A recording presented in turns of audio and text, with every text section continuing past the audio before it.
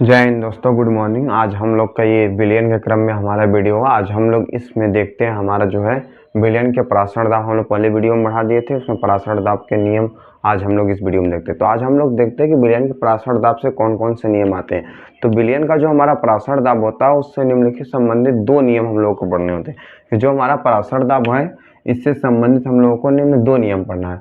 पहला नियम हमारा है वायल वान हाफ नियम और सेकंड नियम है हमारा चार्ल्स वान हाफ नियम्स।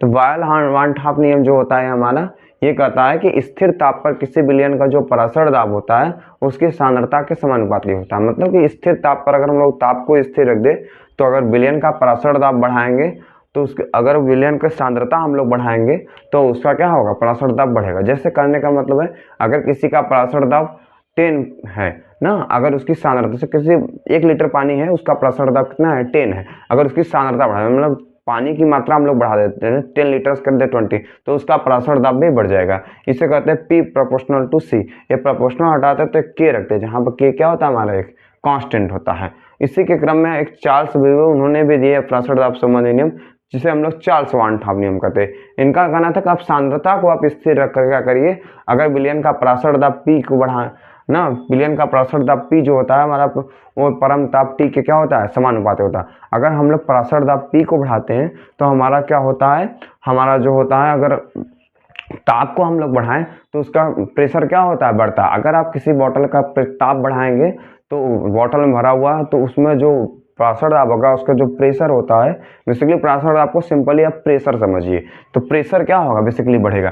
तो इनके नियम के अनुसार हम लोग यहाँ क्या करते हैं, पराशर दाब से P प्रोपोर्शनल टू T, यानी इसको हटाएंगे तो P ये जो होगा एक कांस्टेंट रख जाएगा। इसको थोड़ा सा डिफरेंट करने के लिए यहाँ K डैश कर सकते हैं, P proportional to K dash. P proportional to हमारा क्या हो जाएगा, K डैश हो जाएगा। तो ये हमारा क्या हो जाता है, स्थिरांक हो जाता है। अब हम लोग देखते हैं बेसिकली क्या होता है हमारा जो है, कि अब हम लोग बेसिकली अब पराशर दाब इन दोनों नियमों को मिला करके एक हमारा थर्ड लॉ आता है, जिसे हम लोग कहते हैं तनु विलयन के लिए वान हाफ समीकरण। एक हम लोग देखते हैं तनु विलयन के लिए वान हाफ समीकरण। अब हम लोग नेक्स्ट देखते हैं तनु विलयन के लिए वान हाफ समीकरण। ठीक है, तो हम लोग देखते हैं तनु विलयन के लिए वान हाफ समीकरण। तनु विलयन के लिए वान, इन्हीं दोनों नियमों से हम लोग देखें वान हाफ समीकरण। तनु विलयन के लिए वान हाफ समीकरण। ये समीकरण हमारा क्या कहता है कि अगर हम लोग दोनों नियमों को मिला लें, जैसे हम लोग सबसे पहले देखते हैं वायल वान हाफ नियम के अनुसार, वायल वान हाफ, अभी हम लोगों ने इसको पढ़ा हाफ, ठीक है, वायल वान हाफ नियम से।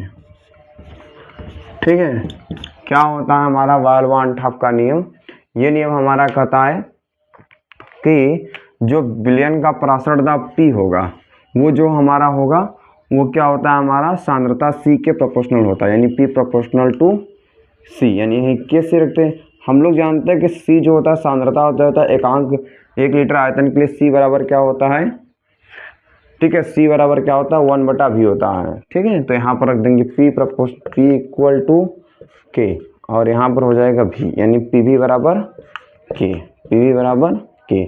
इसको हम लोग इक्वेशन 1 दे देते हैं। ठीक है, अब फिर आते हैं हम लोग चार्ल्स वान हाफ नियम से। किससे आते हैं, ये सेकंड में आते हैं चार्ल्स वान हाफ नियम से।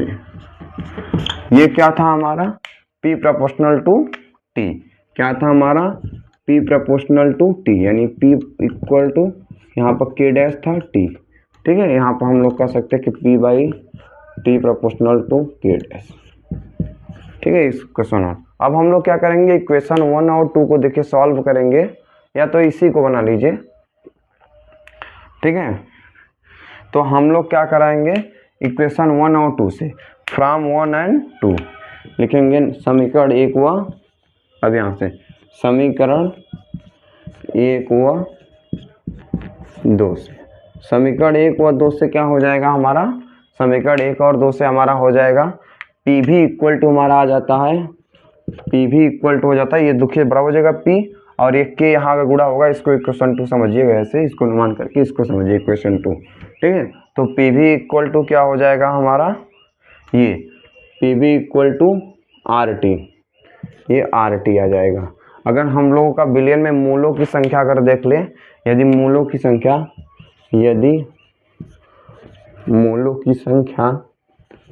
n हो तो मूलों की संख्या स्मॉल n हो तो अब हम लोग क्या करते हैं, पी बी इक्वल टू क्या कर देते हैं एन आर टी, ये हमारा होता है वायल 1/2 तनु विलयन के लिए 1/2 समीकरण, P B equal to N R T. तो ये हमारा निकल कर आता है। तो सबसे पहले हम लोग तो वायल के नियम से पी इक्वल टू होता है, हम लोग पढ़ चुके हैं, चार्ज के नियम से पी प्रोपोर्शनल टू के टी, ठीक है। ऐसे करते करते फिर हम लोग समीकरण 1 और 2 से लेकर के तनु विलयन के लिए हम लोगों ने क्या निकाल दिया, वायल 1/2 का समीकरण। तो इस तरीके से हमारा क्या गया, तनु विलयन के लिए 1/2 समीकरण। अब हम लोग नेक्स्ट वीडियो में जो है इसका क्या करा देंगे, numerical. Thank you so much.